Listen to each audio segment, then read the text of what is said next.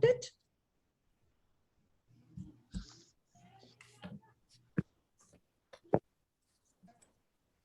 Hey, I want to welcome everyone here today, to Rick and Phyllis in the room with me, and then to all of our Zoom folks.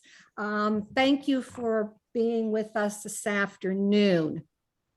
And later today, this recording will be posted online. So I want to welcome all those who come in online and join us in today's program. And hello, Amir coming in, and Aviv. I am going to have Phyllis come over, take a seat, and Phyllis has a very, very important announcement to make.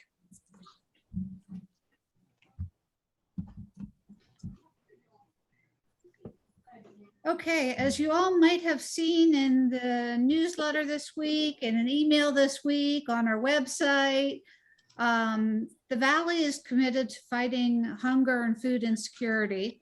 And to that end, we're volunteering at the Food Hub, which is at the Miller Center in Lewisburg. Once a month, we're going to volunteer the third Monday of the month. It's from 5 to 6 in the evening, not the morning, thankfully for me. And it's going to be cleaning and storing and organizing the food that they have there, whatever they have when we get there, we'll take care of. So if you're interested at all, and we still could use some more volunteers, if you're interested at all, please email me. Again, my email is on the email you received. It's on the website. It is on the newsletter this week. It'll be on the newsletter next week. So please feel free to email me and let me know if you're able to commit to once a month or once every other month or once every 3 months. Whatever you're able to do, we're happy to have you. Thank you.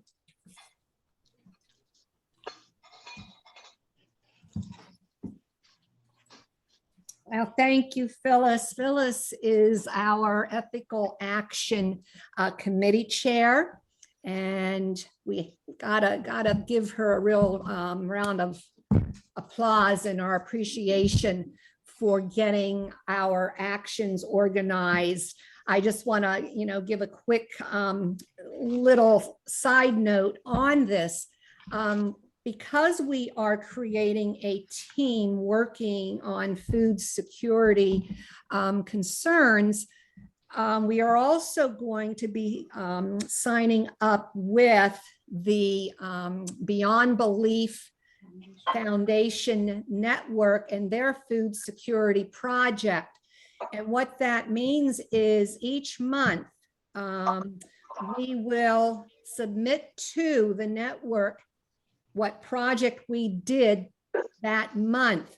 And we in turn will get $100 given to our society in a grant form to continue this work on food security. So our hopes are that every 3 months, which would mean $300, we will be able to host or hold a much larger food security event, and that could take on many different forms.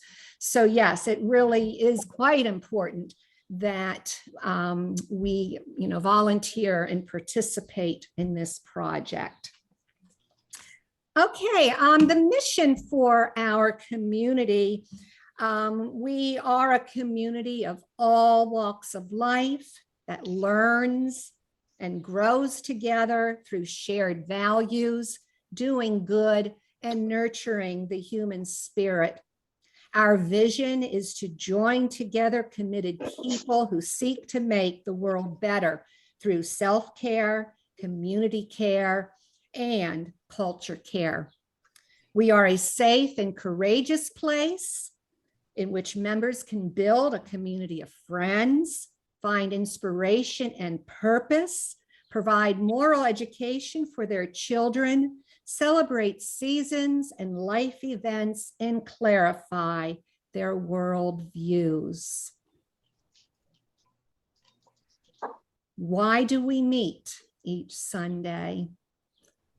Let's center ourselves and take a moment to reflect on why you come each Sunday. What brings you to SVES Sunday afternoons?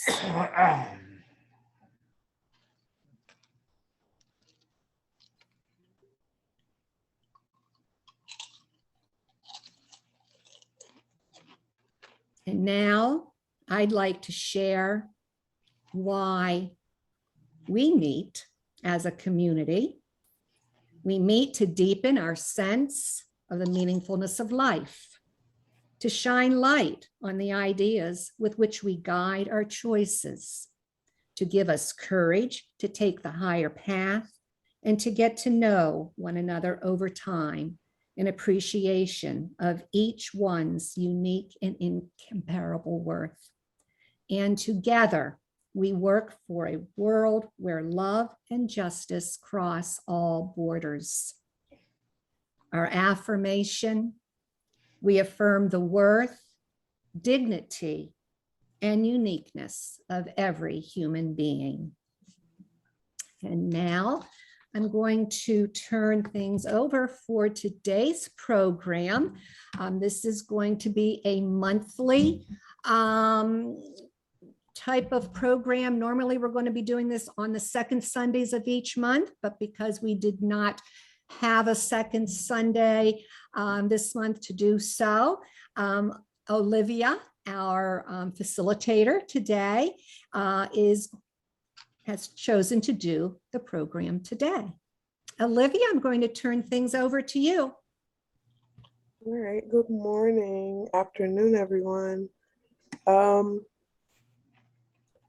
today I'm going to continue the conversations we've kind of been having, and through this conversation, also reflecting on some of the past things that we had talked about in terms of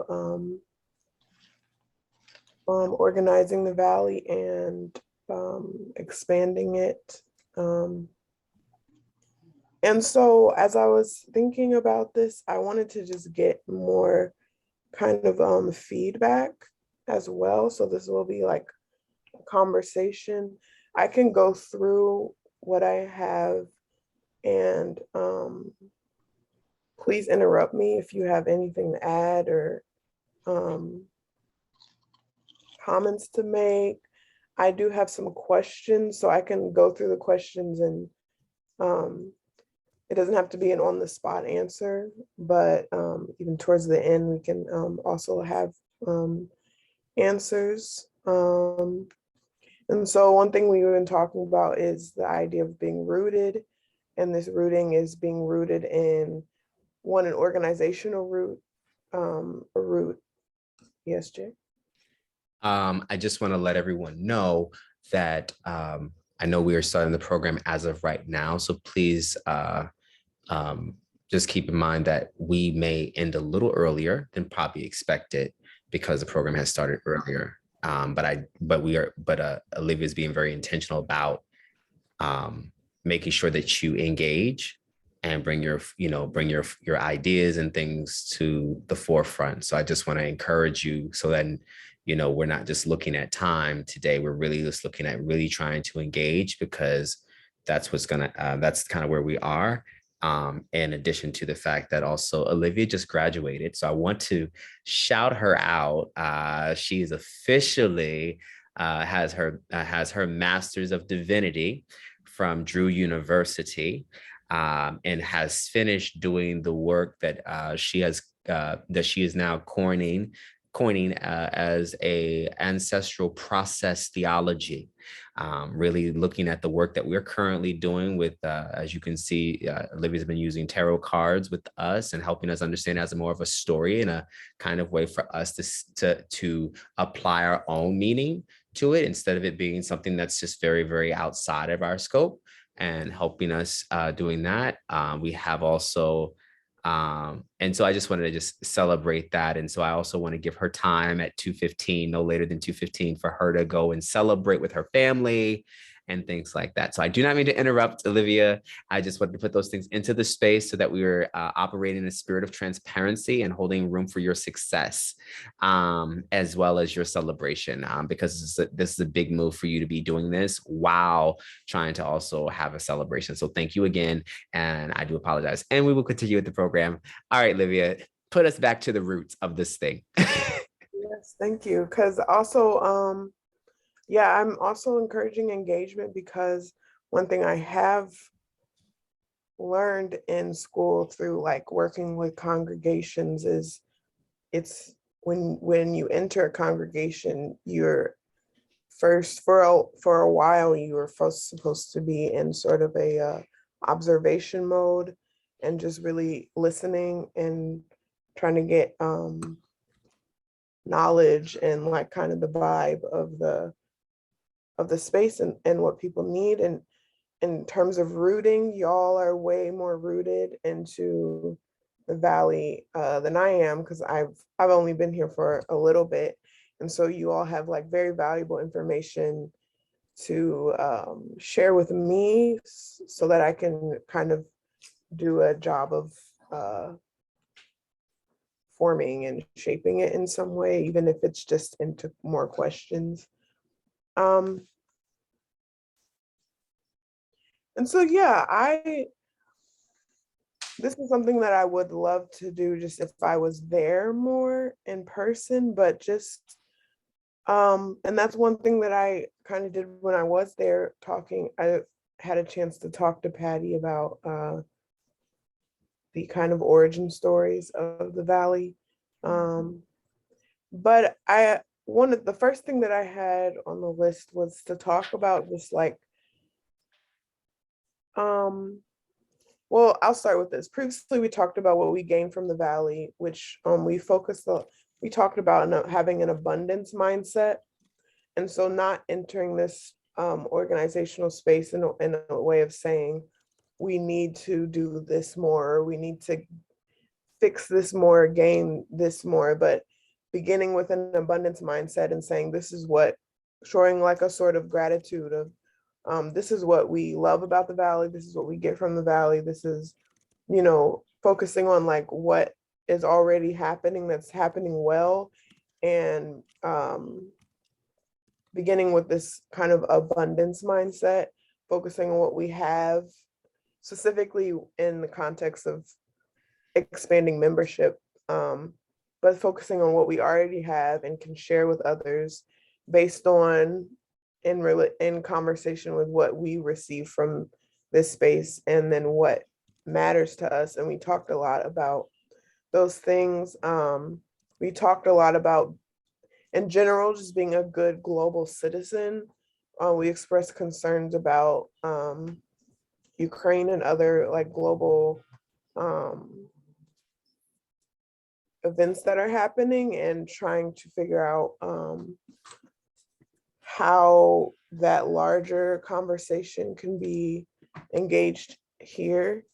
And then we talked a lot about the importance of the diversity that, people shared that they appreciated diversity, when diversity, the diversity in the group, especially racially, and being able to have conversations and different perspectives, and specifically learning and talking about and engaging like whiteness, and how whiteness can show up in spaces and impact spaces, and how to sort of like decolonize whiteness. We of course talked about ethical action and putting our ethics into action through the river cleanup. And we also talked about cultural humanism, and specifically how to bring all those things to our everyday spaces. We mentioned like blue collar spaces. How do we take what we get here and bring that into our daily work life or daily community. And then, of course, we had conversations about how and what I've seen is like sort of an essence of humanism was like unpacking religious trauma and the harm done from that can be done from religious spaces. And so I wanted to open the space to continue the conversation we were having before about like why do we come here? Like what brings you back to the Valley? I wanted to kind of get some, but before I came, and maybe there's some other things that were happening from the past. What are maybe some like very valuable moments that people have had here that have like really shaped them?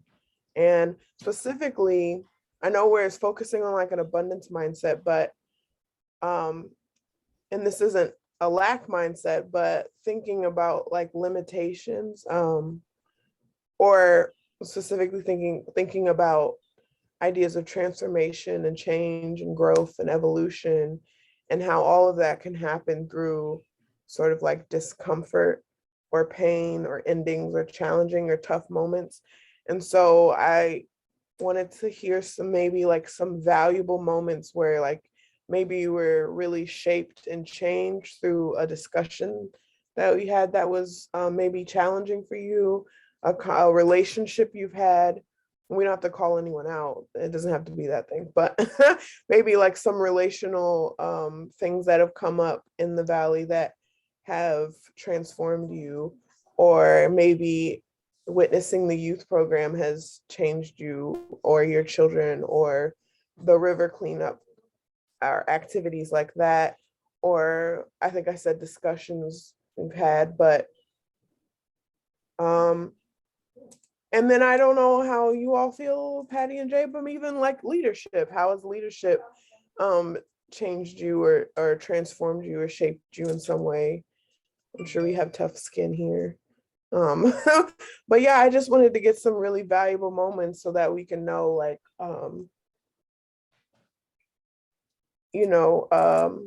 people I don't think this is a theory, but people don't stay in places where it's just easy to be. I think it is some essence we are all looking for some difficulty, challenging moment, to like we move towards growth. And so yeah, if any moments come to mind, if they don't, we can keep going, and then if they do pop up, you can interrupt me later. But yeah, just so sharing like maybe some valuable moments or meetings that really stick out with you, events that stick out for you. Yeah, so I'll sort of, monitor the folks in the room. When they would like to share, they'll just give me a little hand wave, so I can note that. But yeah, let's just open it up. I'd really like to hear some of these moments that our members on Zoom and in the room have.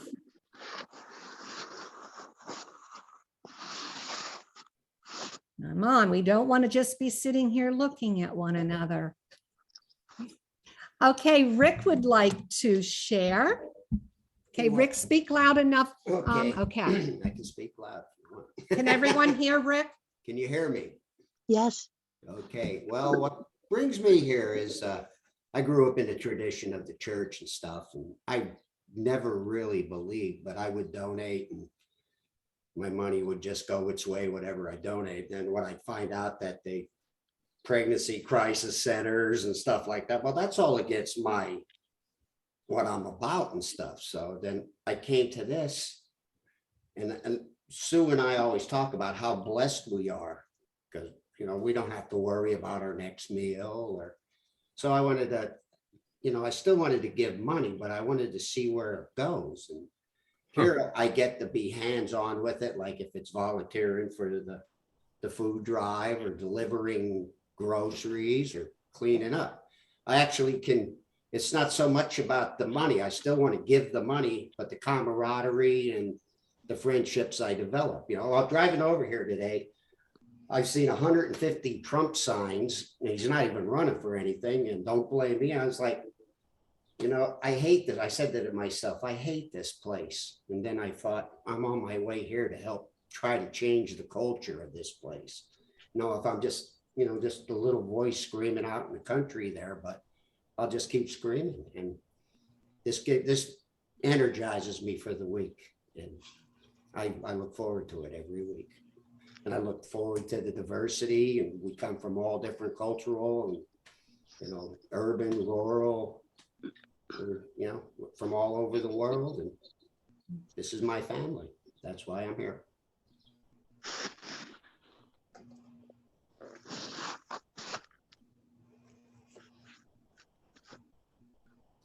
Kim.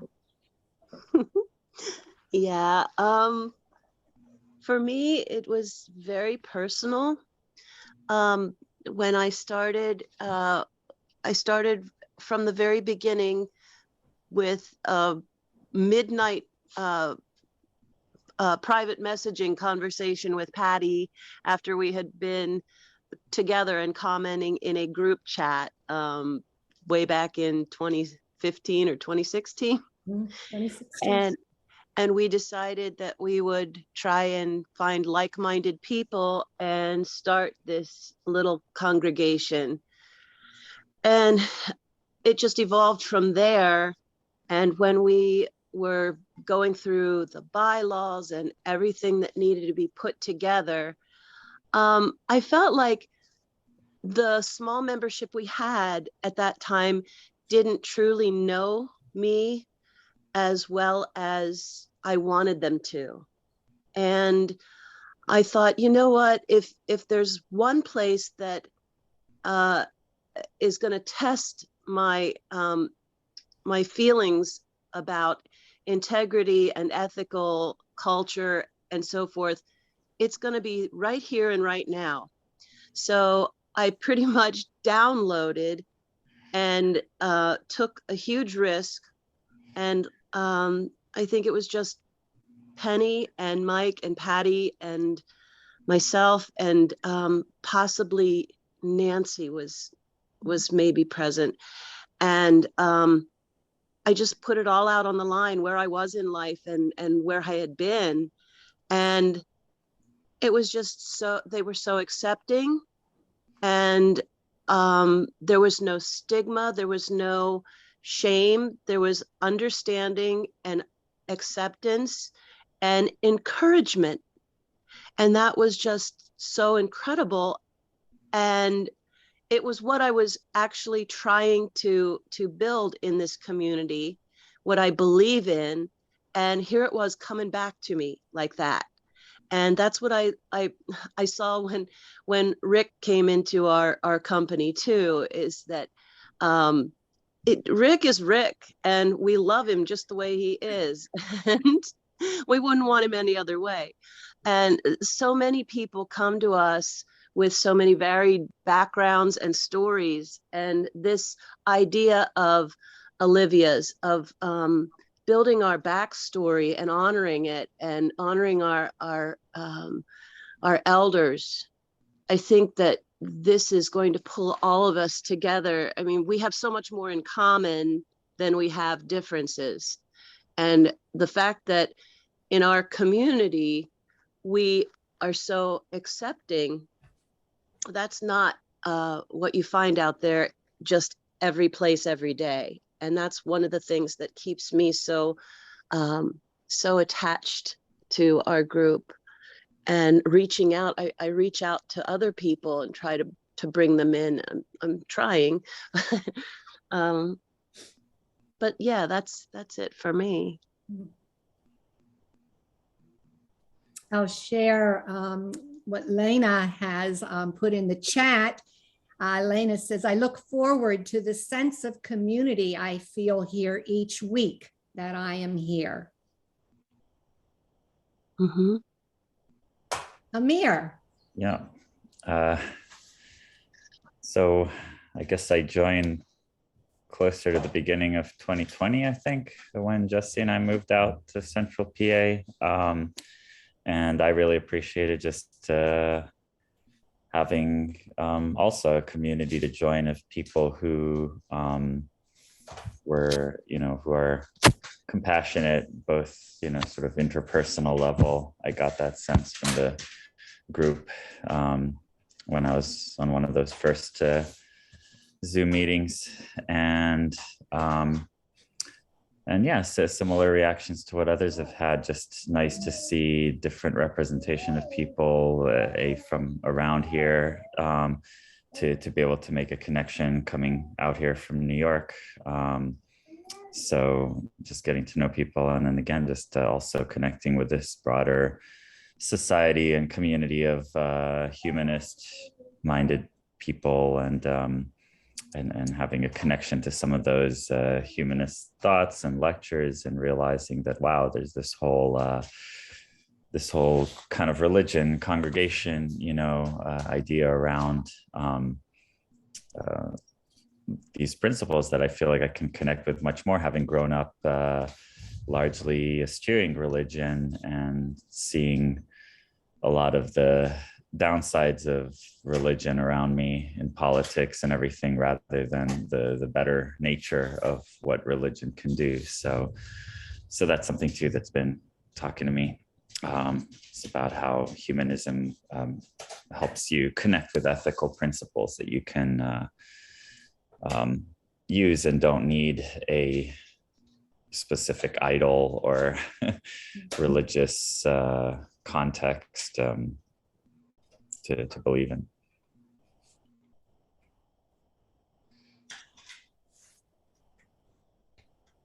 Yeah, I would just like to say, as far as things that I feel that we are doing very well with, is obviously maintaining community throughout the pandemic.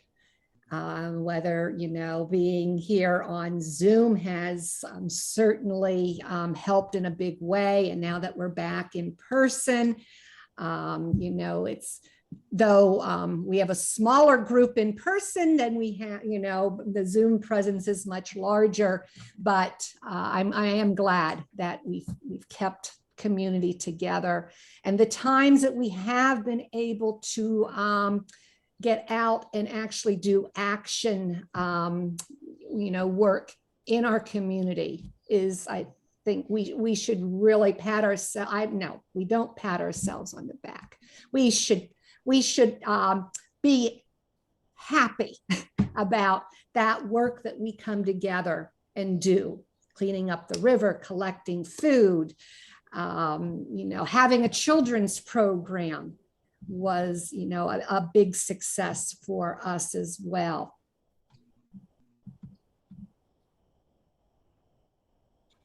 Okay, thank you. I don't think there's anything wrong with patents on the back.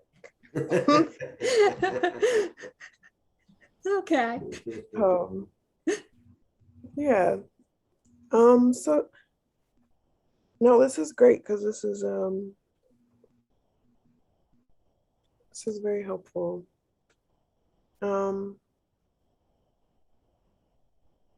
get yeah, y'all touched all the points of, like, the action, the camaraderie, the intellectual stimulation of that connects values and people, and then also, like, yeah, maintaining community. I think that's been really difficult for a lot of communities to stay together through such, like, huge change and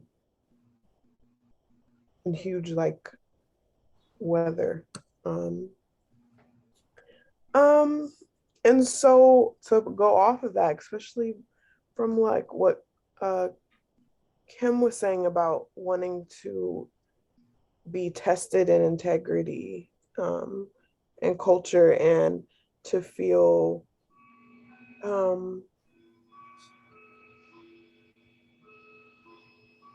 I think this is, like, a very universal feeling.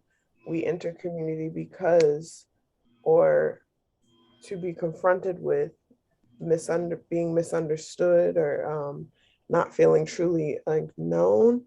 And so that is absolutely like, I think a baseline understanding of what can be challenged when we enter community. For me, it was a similar thing, but it was I in general was just asking for a space to, I felt like making things, creating things is nice, but it's truly not actualized until it is then shared with people. It's there's no sort of point to creating something and making something and having gifts and talents and not and keeping it to yourself, locked in a journal, or painting the things and then placing in a closet.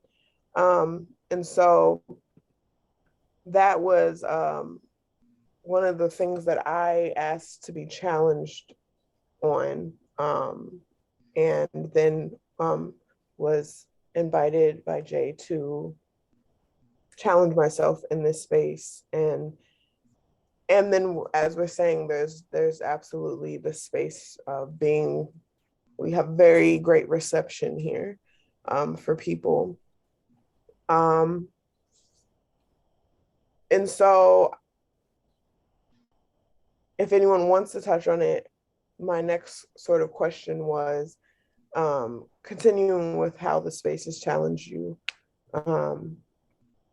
where would you like to be challenged more by the Valley? If there's like, it can be more personal things like what Kim was sharing of just wanting to feel more understood. It can be sort of like what I was sharing of wanting to have some place to place talents or gifts. But that was my next point. So if that comes up for you, I'm just thinking about time. You can interrupt me if anyone wants to share immediately. Okay, I'll share. I think a challenge that I want to address is this re-envisioning what we have here as an ethical culture society. Finding those ways to strengthen and build our outreach and, and the impact we make, and maybe finding, building this, as a community of, more humanness, more, people out there that have left behind religion and are searching for a place to make connections again. So, I mean, it's a challenge I'm willing to make for myself, to not sit back and say, okay, I'm happy with just the small community we have, though I am very happy. I'd like to bring it to so many more people because I think what we have is really super and so special. And it makes me sad that not more people know about it.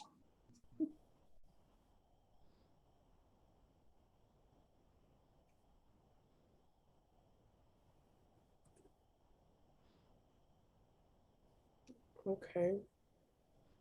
Brian, so excuse me, Brian, oh no, it's Lena.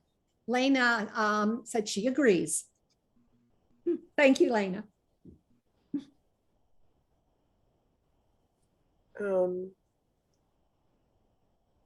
My next point was honestly to that point. It was, oh yes, Jay.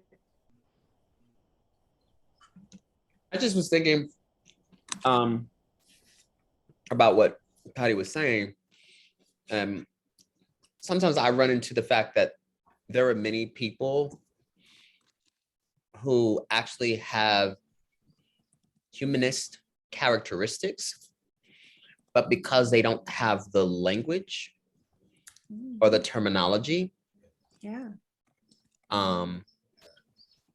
And it's interesting because I guess this is this is what I use my the old Christian side of me, where I kind of am like,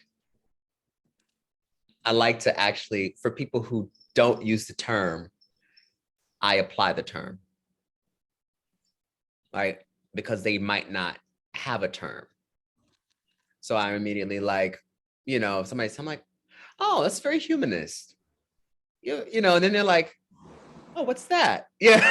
and then it's like, oh, I like how your values align. Like you're really focused. And you know, then they'll, you know, and I don't like, I lead in with that because I find that then people are, because the funny thing about like having like religious humanism is like, it's also a catch-22. It's not religion. So you could give them both simultaneously the small bit of horrible word to use. Okay, here we go. Lack for a better word. A little small conversion, right, in the ear of like, oh, you're a humanist. Oh, I like that term. I do like humanity. I do like people. And they start connecting dots based off of just the fact that they have shared values. And then they realize that they're working together for the good. So I think about the fact that people don't have the language. I think about it as that, like, I would not necessarily know what humanism was if I didn't go to seminary, you know, and that was in 2013. All my life, I grew up in church. All my life, I did, you know, anything outside of that, people also don't have an idea of like, there's actually a community that can happen, a community that can happen, right? Which is something that, like, you know, when Rick said earlier, like, it's a blessing, right? Because you can realize that you have like a community attached, you know, because often when people, you know, are non-theistic or non-religious, they are thrown into this like anti-religious obisque, never having a place to really land.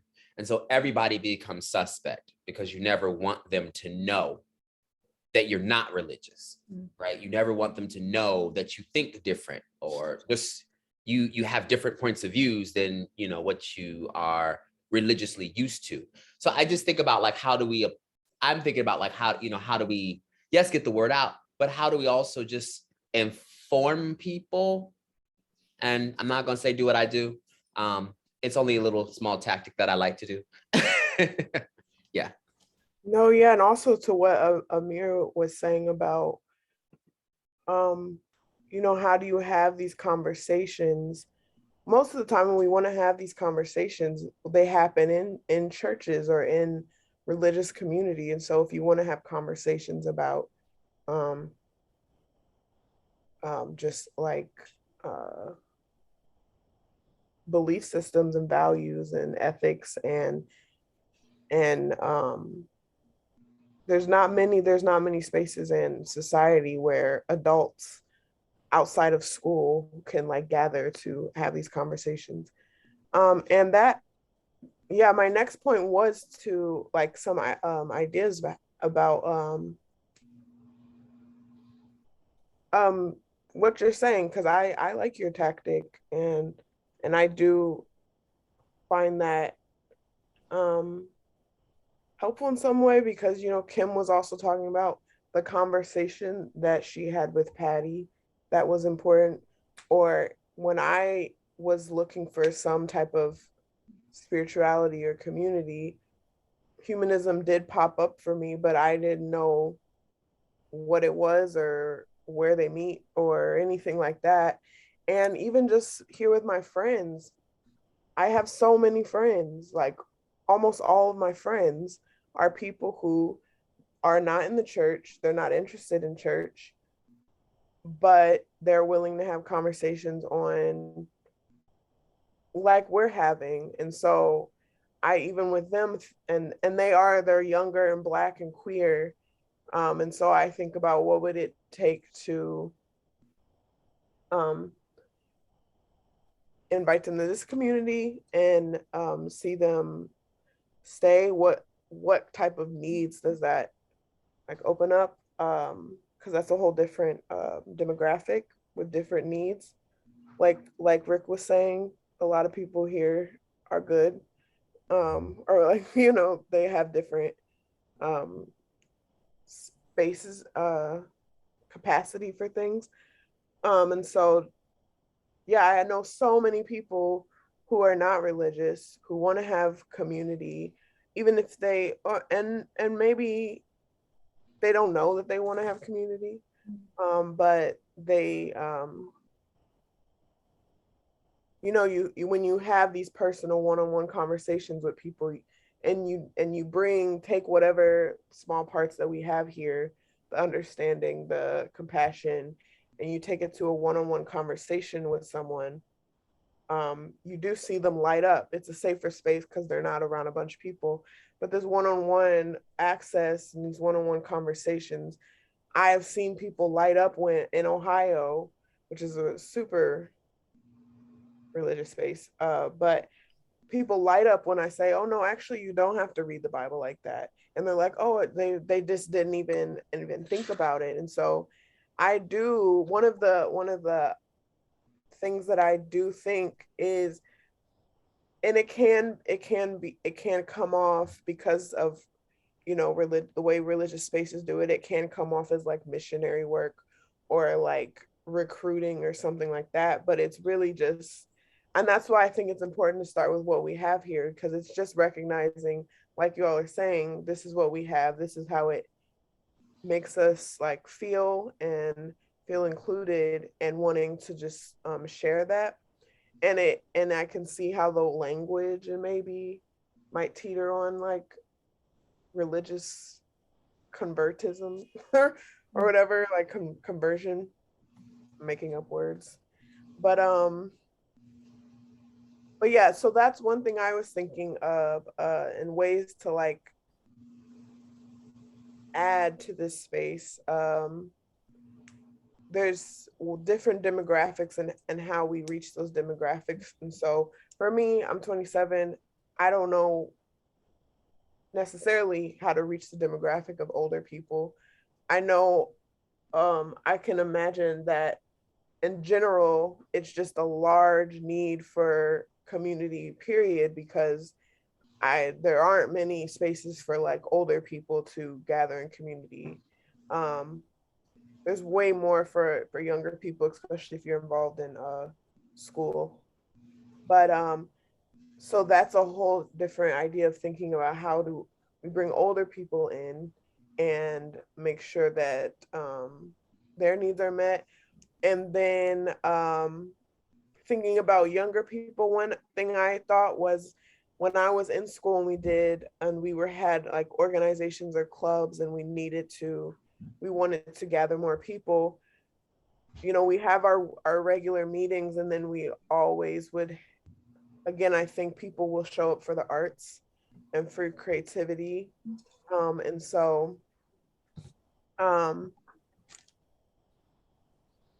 so there's having very like distinguished events. And so that could look like, my first thoughts were like poetry sessions, or whatever way we can like creatively gather people together, or like we have different group or guest speakers and stuff.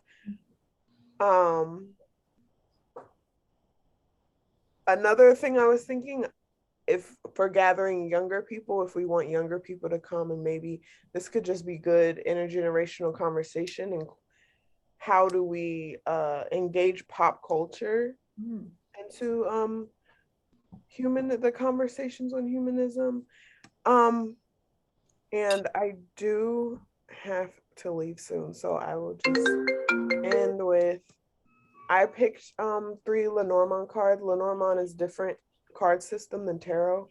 It's a French card system, and the specific deck I have is based in one second.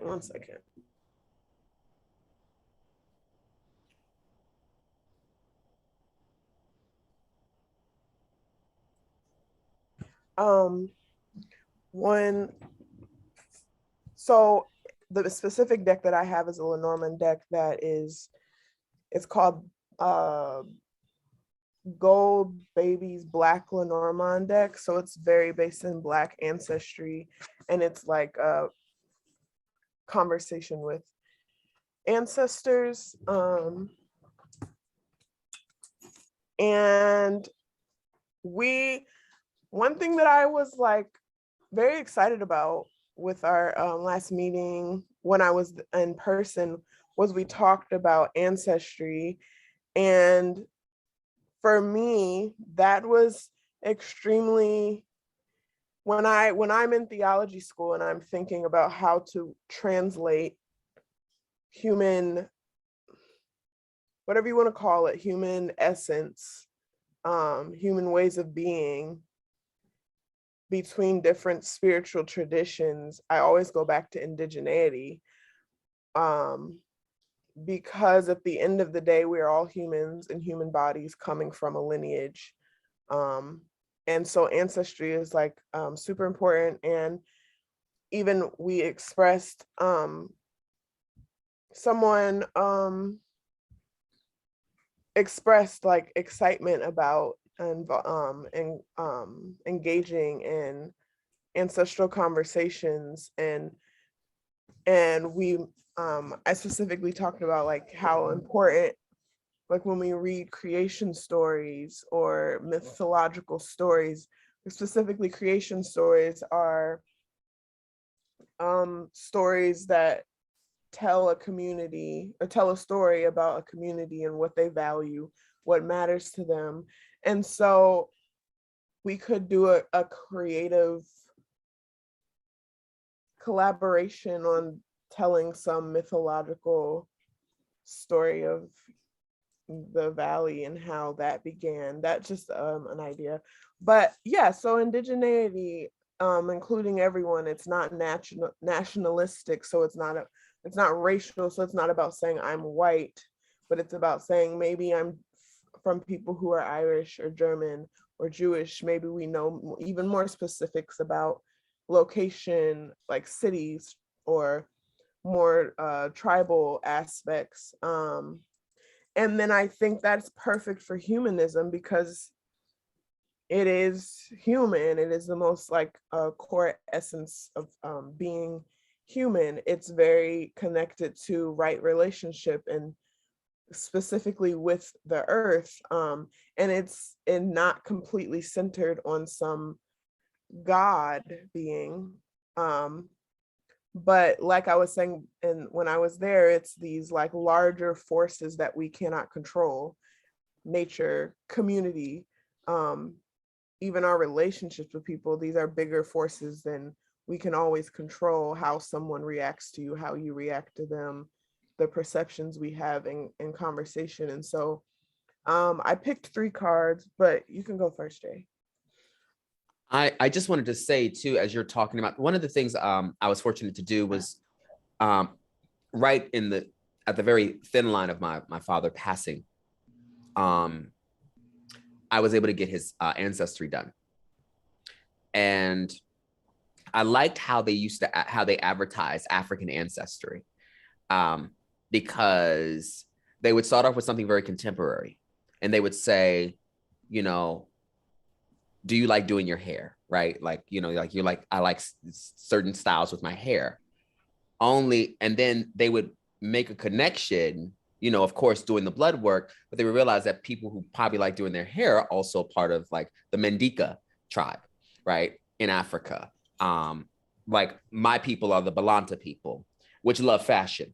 Well, then I was like, you know, and they're known as a very fashionable community. And so if you think about like, when we talk about ancestral things, like Olivia is absolutely right. It's not just race. It's actually like these very unique traits. It gives us an ability to make connections because, oh, I like cooking. I love flavorful food. I like spices. I like you'll be amazed. And you're like, oh, well, like I have, you know, like and then somebody who at some point in our community, hopefully, you know, as it grows, will attract somebody who is probably, you know, who is from India or Punjabi, and they are like, oh yeah, we cook with spices all the time. And then you find this very, you know, kind of shared experience that really allows for our humanism to respond to kind of an anthropology that causes us to not only share with each other, but believe in each other. You know, and then our capabilities to share that. So I'm really open to the task of having a cosmology the next time we come, and things like that. So I think it is important, because I think it's funny if we went right now, just a quick skim, Olivia, and actually we can probably close with this, because I know you got to get ready to go. Yeah, they gave me the car keys, so the reservation is now, but I can drive there myself. Okay, cool. So So I think so let's do, if we could just do these two things with your question, with addition to your question, is maybe have one origin trait of the Valley. And I've heard various stories of how the Valley began. I'm just very interested in how, if everybody else shares that same story of how the Valley began. And how the Valley began is one thing, how the Valley began for you is another.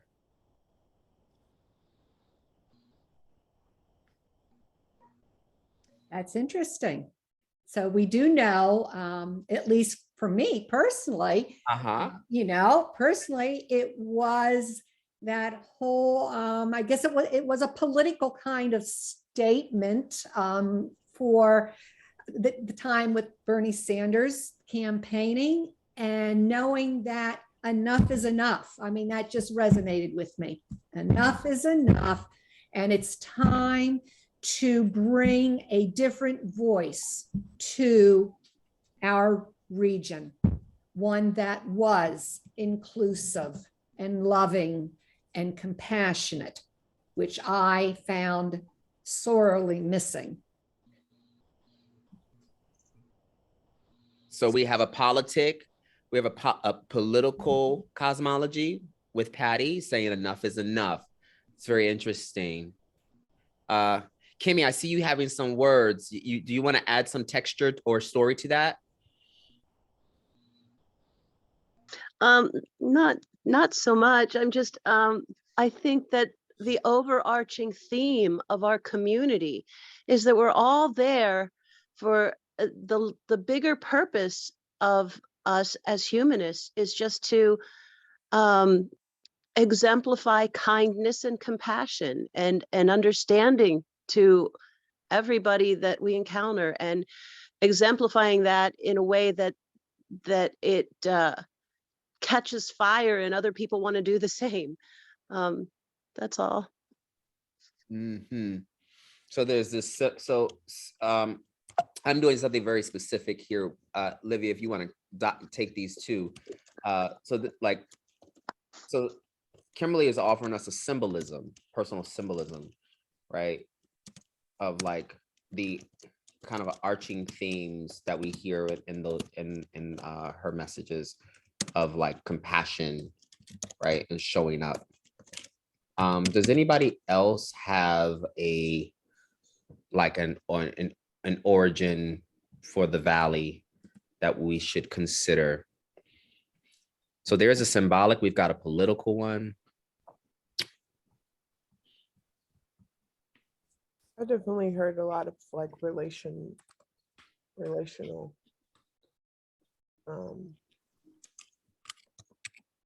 so being pulled in by somebody. I first came in too.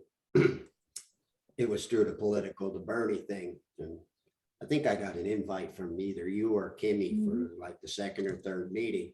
When I came, you know, I kind of liked it, but you had a little churchy overtones. You rang a bell or lit a candle or something. I don't really know if I want to get involved with this.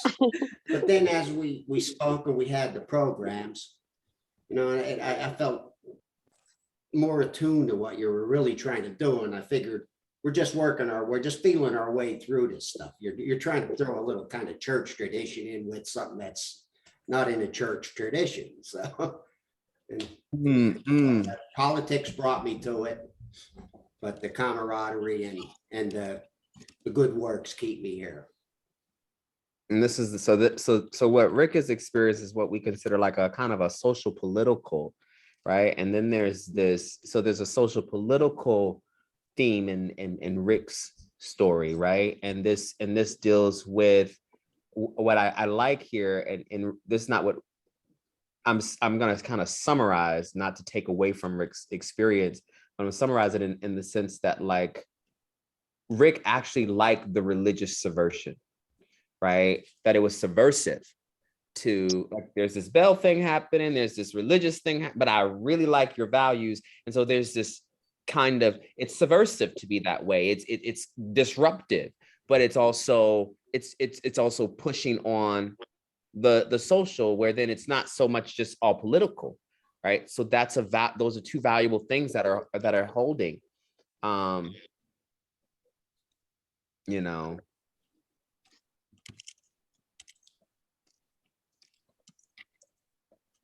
I think I want to chime in here for a minute, Yeah. Jay. I can remember, well, this has been a number of years ago. I was in a church service. I was born, raised Catholic. My entire life, I was an altar boy, etc. But I was in a service one time and they were talking about pro-life, pro-choice. And basically abortion is what the topic was about. They had a guest speaker and so forth. And as I was sitting there, I was almost to the point, and I never ever felt this way before when I was in a church service, where I felt like I should just get up and walk out because of the way the program was going about and so forth, that a woman was speaking in reference to pro-life. And basically, I was sitting there thinking to myself, okay, if you feel that, you know, whatever the situation may, this person, child, whatever, became pregnant, that, you know, they should keep this child and carry it to term and so forth. Basically, I'm thinking to myself, are you willing to take this child on? The speaker, will you care for this child? Will you bring this child up, give it what it needs and so forth? Whereas I knew that some of these poor individuals who become impregnated, either willfully or unwillfully, have, you know, may not have the resources in order to bring this child up and give it the life that it should deserve, etc. So I've really started to question Catholicism at that point in time. And then it kind of veered off in another service where it was somewhat political. It was during a presidential campaign, not the most recent one, but a few back, a number of years. And they, I mean, they didn't come right out and say, this is who you should support, but indirectly, they were giving the congregation the nudge to go in a direction. And I really started to think, you know, this is not for me. And I was on again, off again. Up to the age of 18, I was a very regular participation in the church. And I mean, I didn't do a lot socially or communal wise, but I was a participant. And then I went off to school, and kind of church was not that important when I was in college. And at that point in time, Pat and I got married. Obviously, as she had said before, she converted, and she did not find it to her liking. I continued to go, but you know, these things started to pop up, and I started to question whether this is really what I want. And this community that we have here is one that I can see, and I'm really looking forward to the working with the food hub, Pat, I guess is what it is, and so forth, and start doing some of this community service kind of work that will help others, but also bring me some satisfaction to life as far as that's concerned. Those are my 2 cents. I appreciate that. This is like, it's funny. Your story holds both what we see in some stories, which most stories do, origin stories have, but they have tradition, right? And so you had a very, you know, and it's not just tradition because of religion, it's tradition because this was a way of also engaging family. This was a way of also, like, this was like this was also recreation time, right? This was like downtime for the family. So when we are looking at this, we have to see this part of an origin story dealing with tradition. And then what we hear in that, which is what tradition should do. A lot of people don't think about it in this way, but tradition should also do the other thing. It's attached to transformation, because tradition informs how we transform, right? So that's and that you know, that can be argued deeply, but I have often seen that, like, the reason why we did these things was because there at some point something has to change, right? And so here it is, you found, you know, your story holds that idea of tradition and transformation. And I think that that's a huge part of our origin stories. You know, moving is basically movement from one thing to another, whether we speak that thing or what it is. So right, we need to make sure that even our story holds that, because honestly, I think it's something that we can put, this can be something that we can put on our website, and that it can collectively hold all of this in various ways. So people go, wow, I see myself interwoven in this, you know, in this story. Because you can give people a mission, you can give people a vision, you know, you get together, they have a little thing, and it's like, but why are we can say why we are meeting, but to really actually uncover, right, the origin, you know, is a practice of knowing who we are. And so this is really, really great. Anybody else? Olivia, did you want to add anything? Or I don't want to take the floor because I know you're gonna, you know, make it. The only thing, one, I had just another just on the conversation of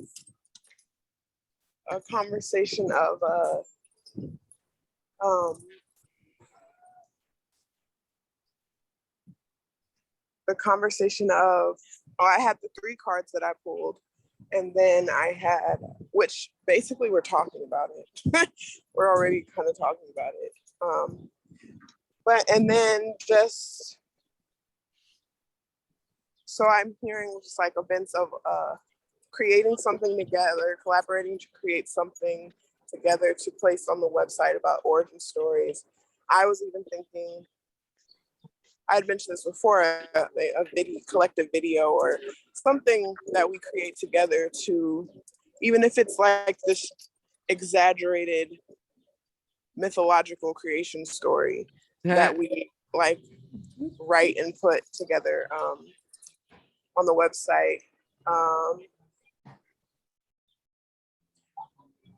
And then in terms of like us wanting to, like, I know a lot of people talk about whiteness, and just wanted to extend that, like, even talking about ancestry gets us away from whiteness, because your whiteness is based off of access to privilege or access to some status or hierarchy.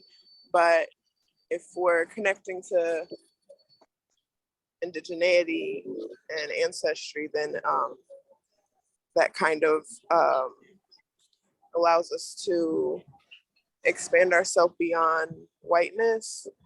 So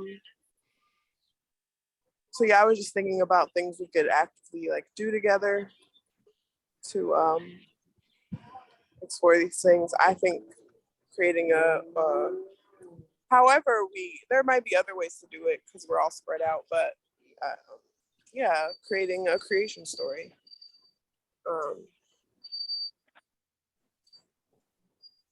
Yeah, I don't know how many tuned into the All Society platform that the AEU held this morning at 11, but they showed some videos from the past, and I, as I'm watching it, I appreciate greatly, and it was what, the 1990s or 1980s? Okay, 1988 was the last video that the AEU created. But the stories that were told were still quite relevant for our times. But boy, I was thinking, boy, does something new need to be created, and what would it be like for SVES to be the community that just modernizes who we are. Yeah. So I'm all in for doing something like that, collaborating and creating something like that. Well, that looks like, I mean, honestly, that sounds like something that we can definitely do. I mean, video wise, definitely. I mean, I do film, so like we can make it happen. I have people that will be glad to, come out and maybe, and yeah, that there's a lot of things around media that we can do there. So yeah. Is there anybody else? I just want to make sure that we hold close to respect Olivia's time and things, because I know I saved the chat just now and anything, but I just want to hold space. If anybody else wanted to say anything that's burning, I mean that in a good way.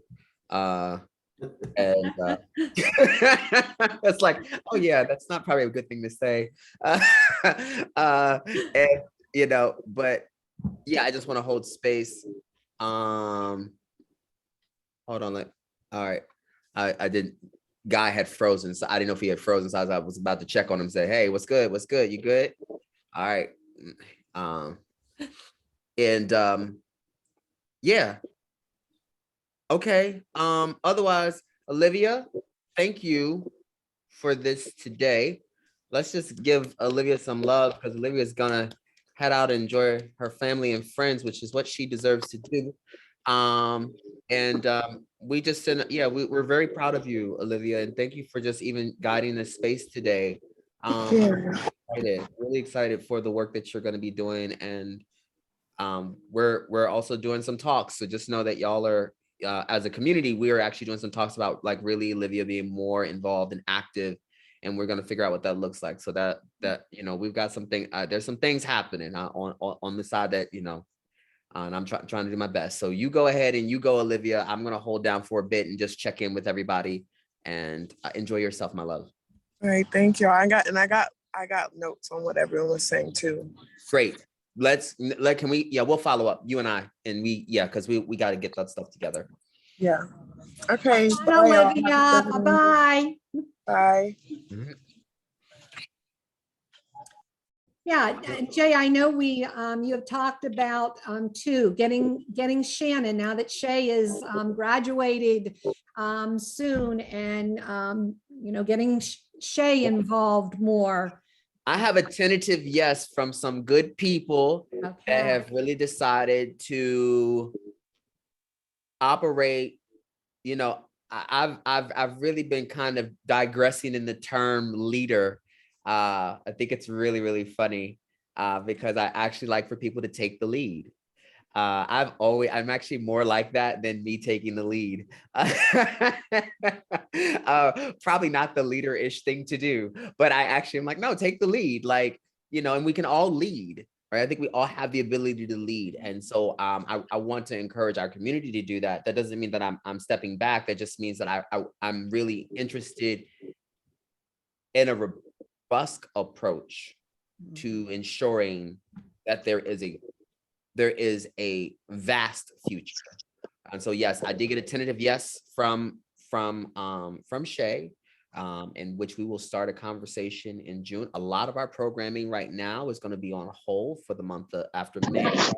So we have some time to reevaluate some things, get people into the right place, see if some people want to shift what they're doing, maybe refine what they're doing. And I really appreciate Phyllis really spearheading this food drive. So thank you so much.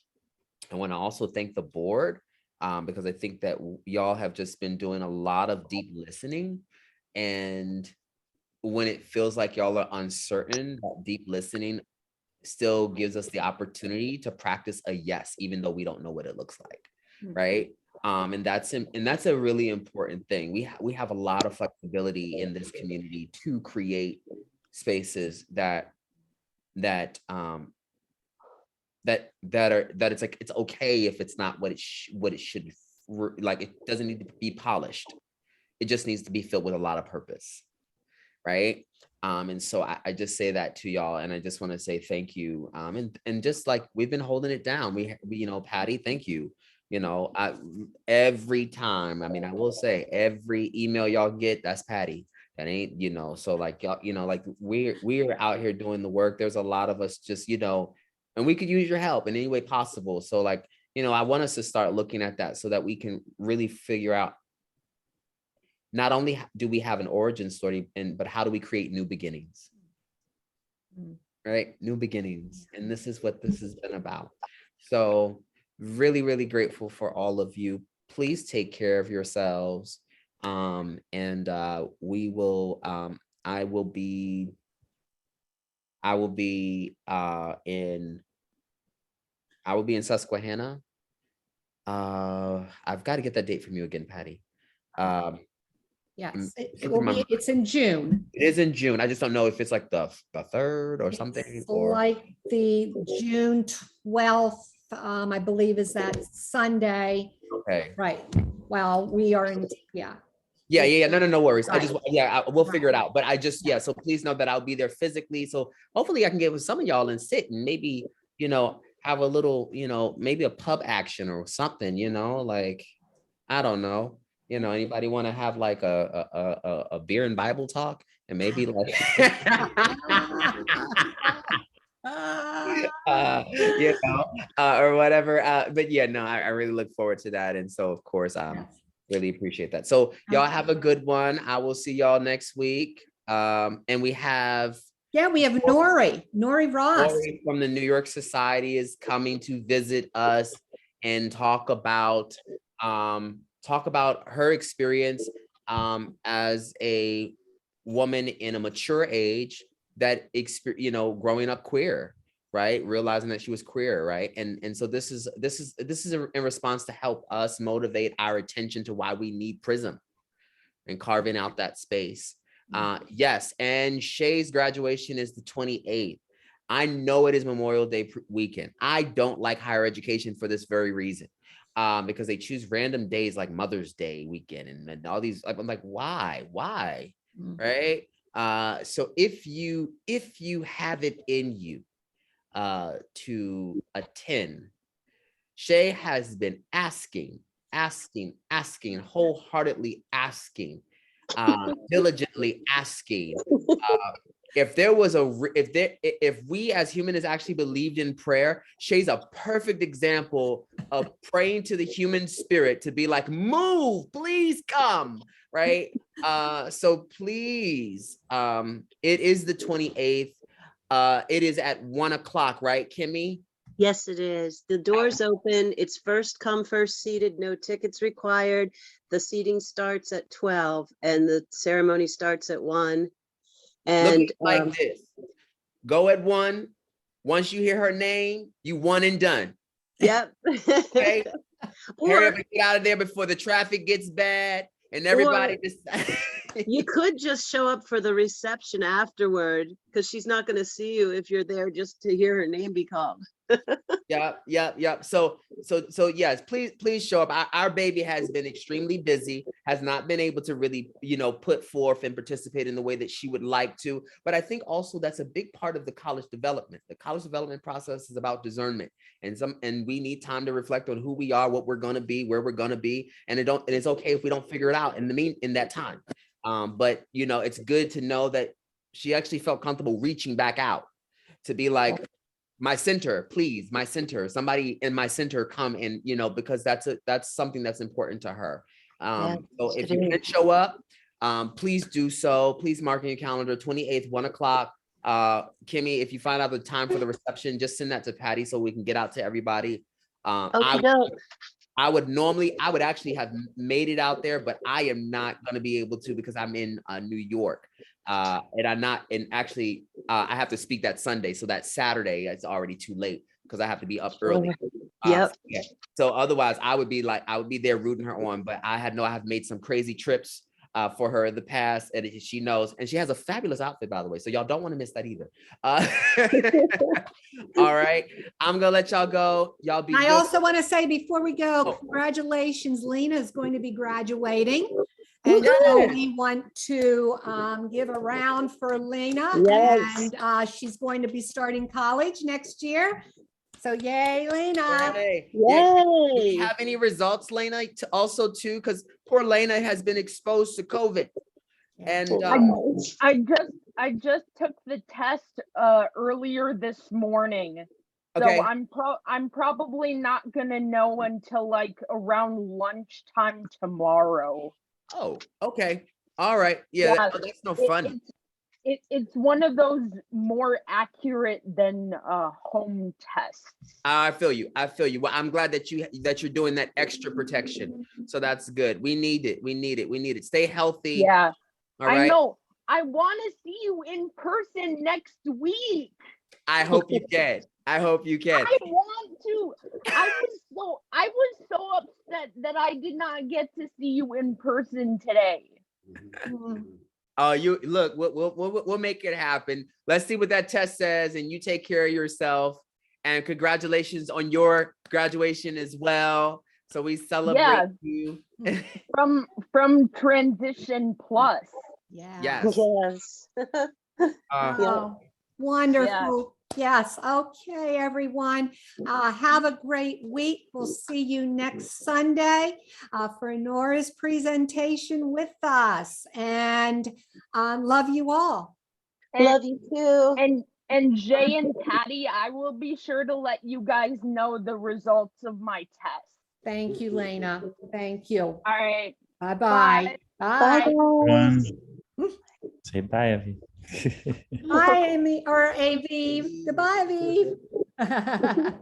Bye.